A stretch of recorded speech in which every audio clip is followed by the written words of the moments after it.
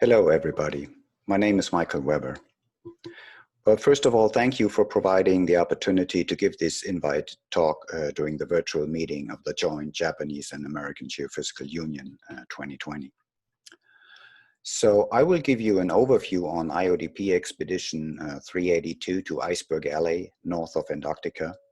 And I will also present some initial results on dust climate couplings, which may be decisive drivers in regulating atmospheric CO2 during ice age cycles.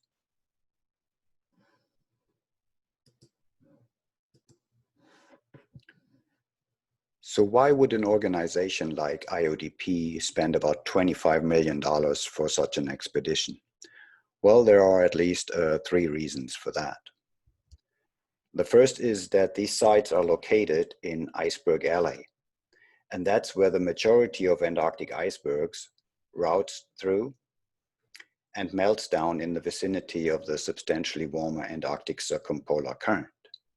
So drilling there will allow us to reconstruct Antarctic ice mass loss through tipping points in climate, such as the Pliocene warm period, throughout the mid-Pleistocene transition, throughout the mid-Bruns event. How does the Antarctic ice sheet lose ice during super interglacials, specifically during glacial terminations? And we can study that also in relationship to the global sea level development. The second reason is that the sites are just lying in the trajectory from the Patagonian lowland, the major dust source for this region of Antarctica, and the Antarctic continent, where we have superb records of dust accumulated in ice cores. So this will allow us to establish dust climate couplings beyond the current reach of ice cores, to study atmospheric circulation and implications on glacial atmospheric CO2 drawdown. Now, the third reason is that our sites lie immediately east of Drake Passage. So that's the major bottleneck of the Antarctic circumpolar current. So we can study fluctuations in water mass throughput. And since the sites are aligned latitudinal, we can also study the shift in major oceanic fronts and the shift in sea ice extent during ice age cycles.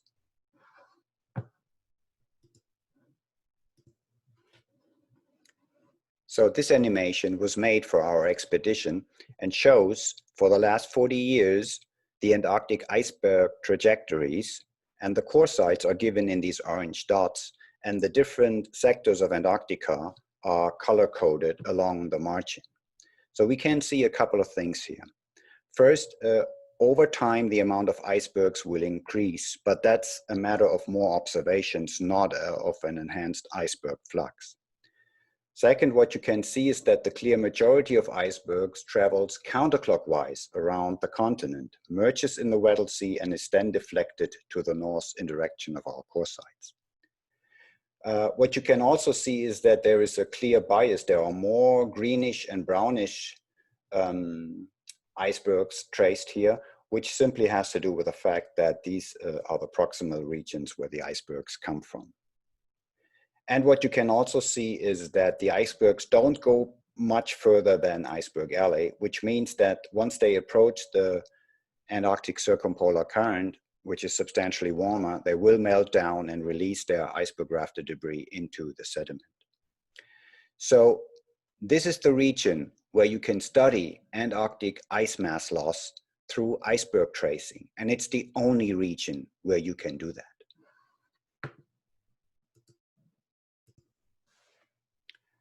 So this animation was put together by AGU Centennial last year based on our previous work in Iceberg Alley. So when an iceberg comes to Iceberg Alley and starts to melt down, iceberg rafted debris, IBRD, rains down through the water column and is accumulated in the sediment. So what we basically do is we take a core and study how much of this IBRD was deposited over time. So what we found was that Antarctic iceberg shedding peaked about 14,600 years ago during what we call meltwater pulse 1A. That's a short period of time when sea level globally rose about 16 meters in 400 years due to an abrupt natural warming. So we need to be concerned that the current human-made warming in Antarctica might again lead to rapid ice sheet disintegration and associated steep increase in global sea level.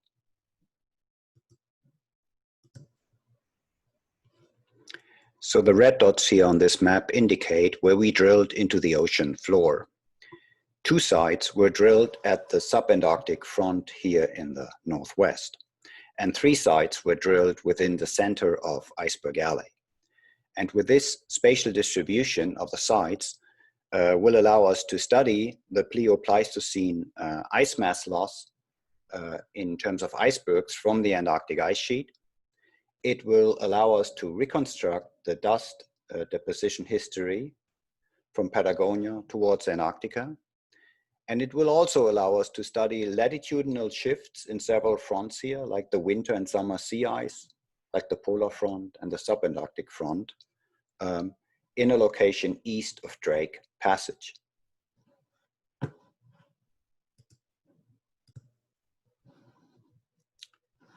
So of course, sailing to the Southern Ocean and the Southern Scotia Sea, close to the Drake Passage, means it can become very dangerous, and you have to face a number of hazards that you need to deal with. So, and as you can see in our operations plan here, it looks pretty patchy due to the complex operations and all the hazards. For instance, our heave compensation for drilling was often at the limit of about 4 meter vertical movement due to the storm activity and the high waves. And this was there practically all the time. We were mostly at that limit. So a total of about 2.6 days, in reality, probably more like 5 days, we actually had to wait on weather and couldn't do anything. Icebergs was another hazard, and we spent a total of 7 days waiting for icebergs to get out of our way to resume drilling or move to a new location. So we also, of course, needed extra time for re-entering holes and resuming drilling. So the total of 56 days operational time actually in reality melted down to something like 40 operational days.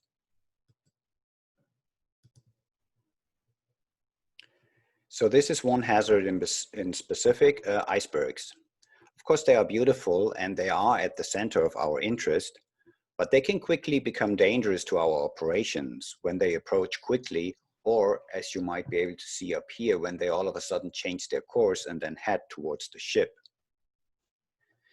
So we usually had a strict protocol in place with yellow and red alerts, telling us exactly when we need to stop drilling, when we need to get out of the hole, and when we can resume drilling again.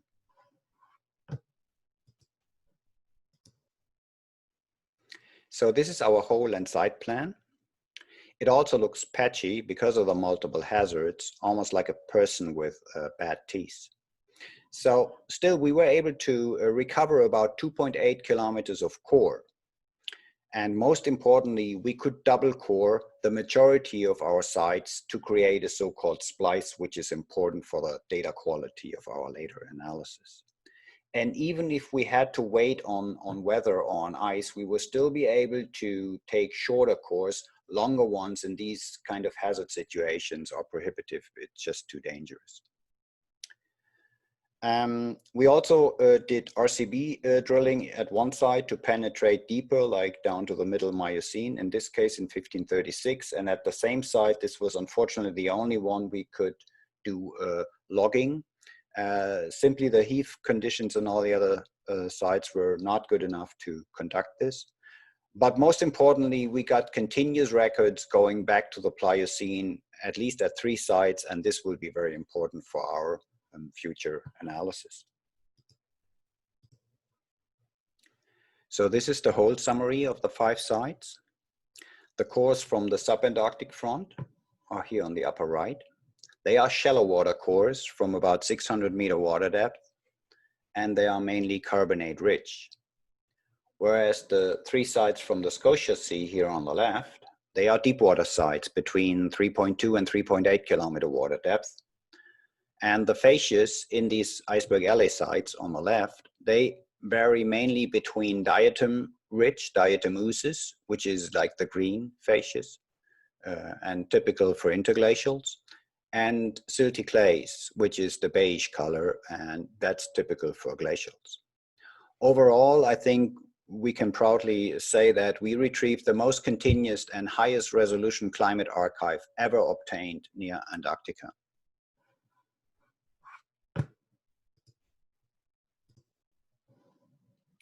So here are our HDEPS models, and with 3 sites reaching back more than 3.5 million years, as just mentioned, our Scotia Sea sites represent the longest continuous stratigraphic record ever obtained in high southern latitudes. We detected up to 18 magnetic reversals and up to 45 first and last occurrences of microfossil species. And the preservation of the microfossil species is very pristine. In fact, our experts on board say this will be the foundation to possibly revise previously published first and last occurrences.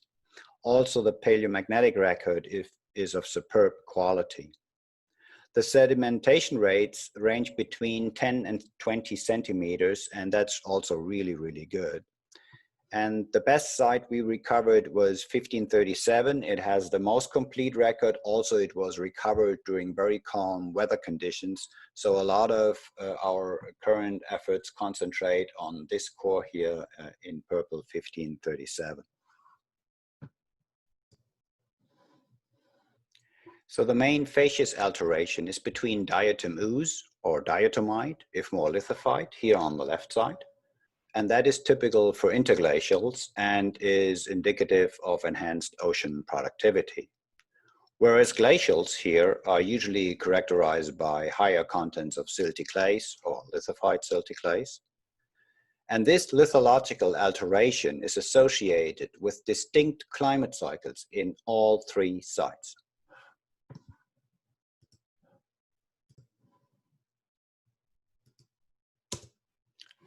This is the dust record of EDC, the longest ice core from Antarctica, reaching back 800,000 years.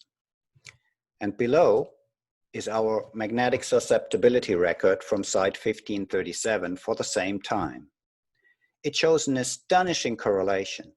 Even the finest details are reproduced between the 2 records. So the ice core community is now searching for a location to drill oldest continuous ice in the interior of East Antarctica to reach back about 1.5 million years. Well, we have that already in our record. And this is very powerful and will allow us to study in detail the cryospheric dust couplings over the critical period of the mid-Pleistocene transition.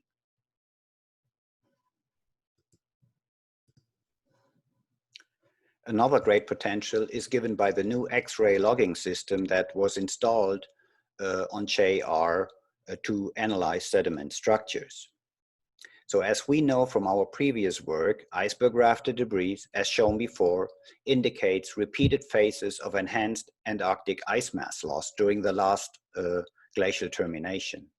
Now on the new core material from Expedition 382, we saw similar ice mass loss signatures of iceberg rafted debris. These are these little black dots you can see here in these X-radiographs.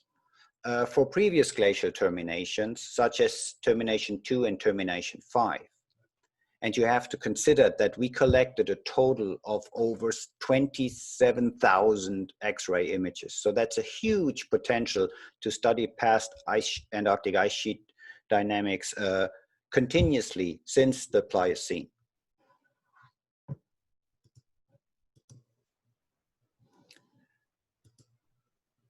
So to wrap up, IODP Expedition 382 drilled 2 sites in the subantarctic front and 3 sites in the southern Scotia Sea.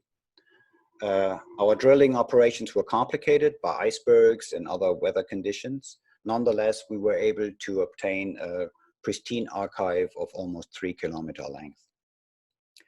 The sediments recovered in Iceberg Alley provide the first continuous climate archive and Antarctic ice sheet record for at least the last 3.5 million years at multiple sites. Our ground truth chronology is of superb quality. initial results on dust climate couplings show huge potential, as well as IBRD records that can now be continuously traced back to the Pliocene, along with other signals of water mass changes and sea ice extent we intend to do in the future. So it all looks very, very good. And the only thing we need to do now is actually go ahead and do the analysis over the coming month and years.